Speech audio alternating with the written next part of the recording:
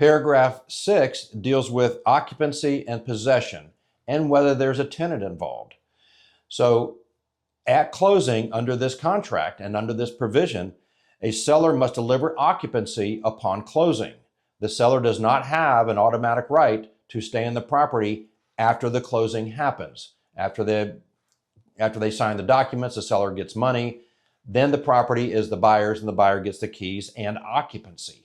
If the seller is not out, then we recommend an extension of the closing until such time as the seller complies with this provision.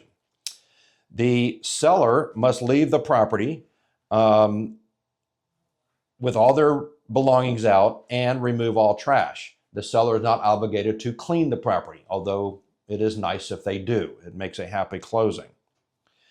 The contract does contemplate that if the buyer is buying a piece of property that is subject to a lease, that the seller must give a copy of the lease within 5 days of the effective date, and then the buyer has the option to review that lease, and if they don't like it in their discretion, then they can terminate.